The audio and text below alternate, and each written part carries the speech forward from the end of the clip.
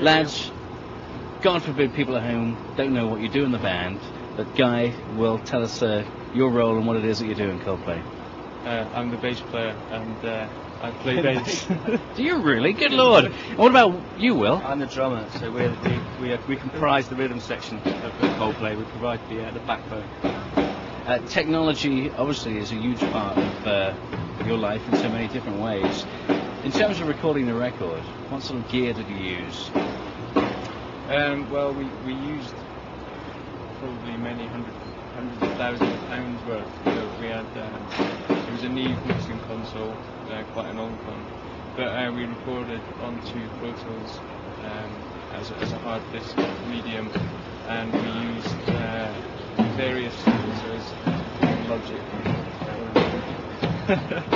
Sounds like such a geeky interview, but you know, back we've got a sound check going on down there. Can't you see we're trying to do a bloody interview? Jesus. In the old days, bands would spend all the time in the studio when they were recording a record.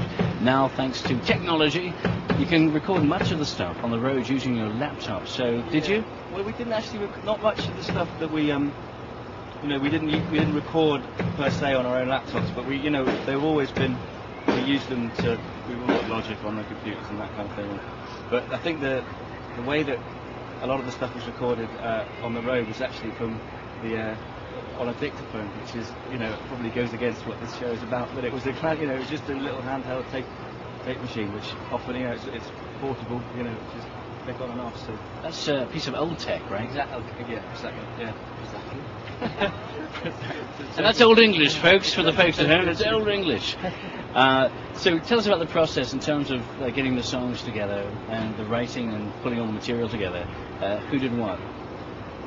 Chris starts, the song, and we have an idea of the chorus and the melody, and then we all join in somewhere down the line and put our oar in, and then when it comes to recording them, the way we did this album was Chris would lay down his part, whether it be a guitar or a piano part down, and then we use Pro Tools is just so good for layering stuff on top of each other and trying stuff out. So that gave us a lot of flexibility to try stuff very quickly, without having to mess around with tape and stuff.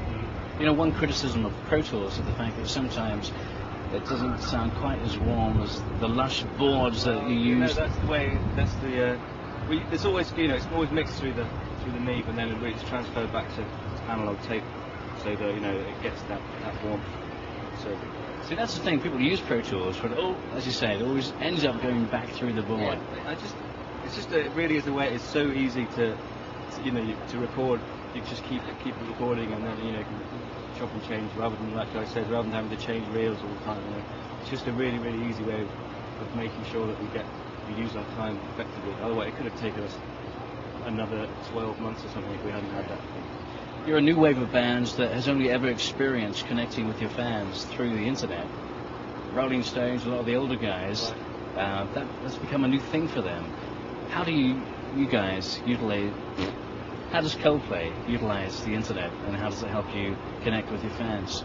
We have a lot of our website. It was funny. When we set up our website, it wasn't particularly good, and we really, we look at other bands' websites and think, wow, these are brilliant. We've got to try and do something good. And I think the key thing is trying to actually just making sure it's up to date, because we used to go on our site and it would be months before it would, it'd still be advertising like old gigs and stuff. So we've got people who, the people who know how to program, web pages and what have you. But I think it's important. I try and put up journal entries often, and send bits in. And I think the one thing we're slightly weirded out by is the message board. It's not a very good thing for a band to leave their message board, because there's a lot of interesting messages that probably aren't for our ears. Well, people are so vocal and they hold nothing back on the notice boards. Because you can't see them. Exactly. It's not a person. It's just it's an anonymous message. And the fact is, it could be Bill Smith, that little boy that you beat up in the playground back in 1985. Exactly. It's a dangerous place to go. So we make sure that, like, we're working on, like, we've got like an e-shop, so you can buy all the merchandise on the web page, and all the stuff that it's all downloadable, I think. Well, it was streamed, so you can all our songs can be heard on the website. And so it's just just keeping it up to date and making sure that it's kind of comprehensive, so that it is a really easy way to talk to fans without having to, without having them to be there in front of you. You know what I mean? And one great thing about the internet, it has sort of cut down the sort of barriers between the artist and the fan. You guys are obviously fans, and still are fans of other musicians. Which ones? The list is endless. We like everything from all the sort of classic British bands from the 60s and 70s. The Beatles, the Stones, Pink Floyd, and a lot of American music we listen to. Also Bob Dylan and Neil Young. They all tend to be kind of songwriters and most song-based music rather than dance or electronic music.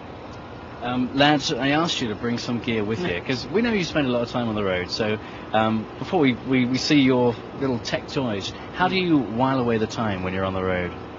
Well, the internet's pretty good because you can sit and just surf the net for a few hours and download a completely irrelevant bit of information that you don't really need to know. And downloading software and stuff for the music sequencers and stuff as well is good. What are your favourite websites to go to when you're looking for music apps to download? Where do you go searching for your gear? Well, I'm always looking on the eMagic website because I like to be up to date with what they're doing. And amazing what you can get for free from those sites as well. The freeware is endless. And if you're a Reason user, then the propellerheads.com website is very good for downloading stuff as well. Will?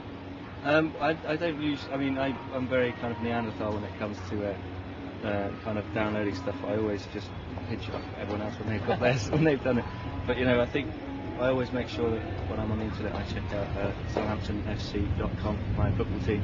When I'm away, I need to catch up with the boys and how badly they're doing. They still have a football team, Southampton, do they? They're in the, honestly.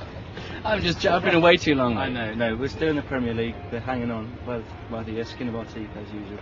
Now, what about for drum gear? Is there any particular website you like to go to and check out? Well, it's funny. I'm very lucky because the stuff that I have is all kind of taken care of by the people, my sponsors, who are kind of Yamaha and what have you. So they just send me new stuff whenever I feel like it. But I've actually found the kit that I use at the moment is the one. I use it all the time and I don't really want to change it. So I found the kit that I really like. So what is that? It's a Yamaha Maple Absolute Custom, I believe. Lovely. We've got a lovely little toy down here, Guy. And a bit of advertising for Apple Macintosh, the iPod, which is something we've all got one of now. Now, every one of the bands has an iPod, is that right? Yes. What is it about the iPod? What's so brilliant about it? Well, before we had these, we used to carry around CDs, and we'd maybe bring a suitcase full of CDs, but you can get.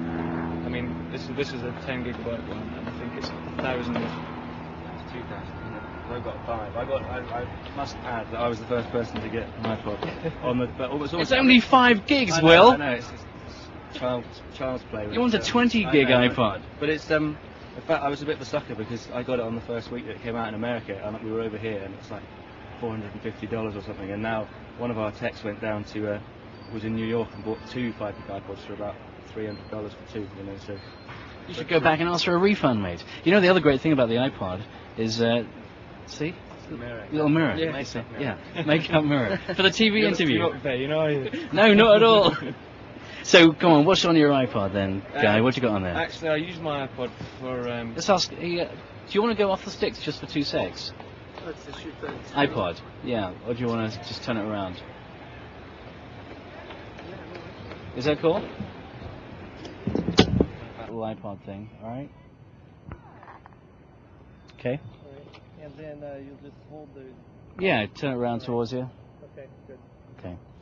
So I'll just begin with it this way. Sorry, Guy.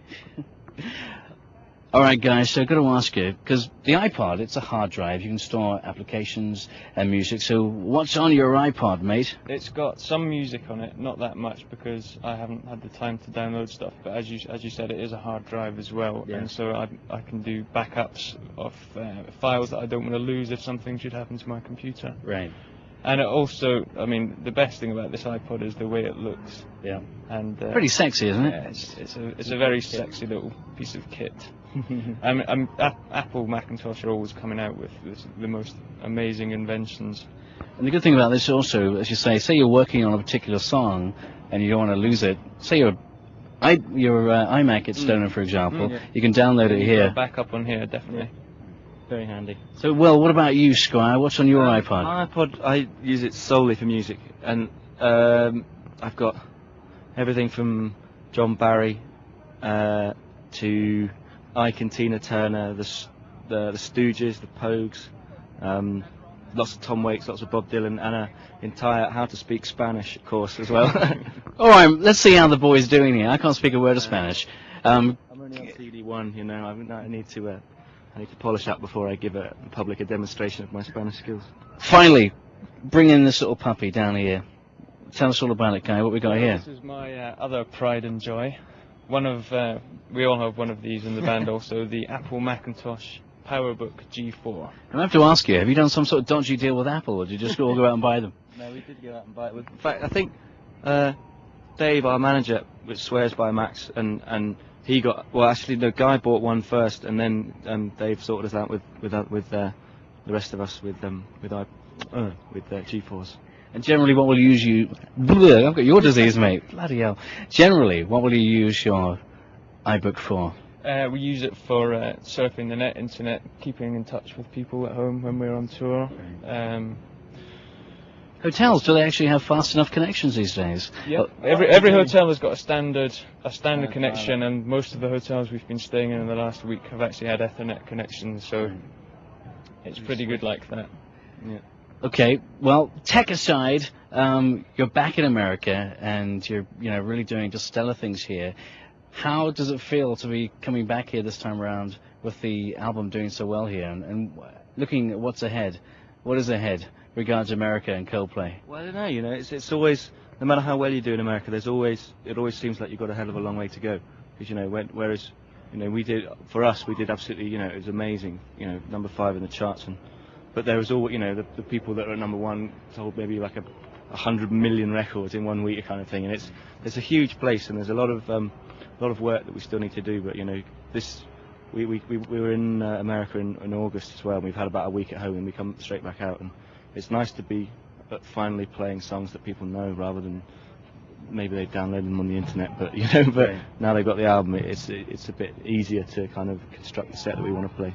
It's a big difference playing here, because I was listening online to the gig that you did last week. Was that in Kentish Town? Yeah. And the difference in the reaction from the fans is quite vast. Is it? Yeah. Well, America, not all Americans go nuts, They say it's funny. I think the fact was that was our first gig in London since the album had come out. Right. First gig in Britain, in fact, first gig anywhere almost. I think since like a homecoming gig type it thing. really was, and that was we'd mental. Been on tour, we'd been on tour for 18 months out of the country, and so obviously, we being from Britain, we kind of had neglected it for a while. So it was the first show we had done in a long time. There. You can't neglect the motherland, lads. You can't. Right, absolutely not. Well, listen, I wish you tremendous amounts of. Let me do that one more time. Well, Guy, Will, thanks for taking some time out for us. Here's to America, and continued success. Blah. Oh, Jesus. Continued sex on the road. Sorry. Sorry. One more time. One more. Okay. All right. Will, Guy, here's to America, lads. Thanks very much. Here's to it. Yeah. Here's to America. Continued success, and enjoy this gig tonight, and enjoy the view, lads. Will you look at it? Pretty incredible. Beautiful. San Francisco. You spent some time in the city, right? Yeah. Cool. Coldplay, doing America.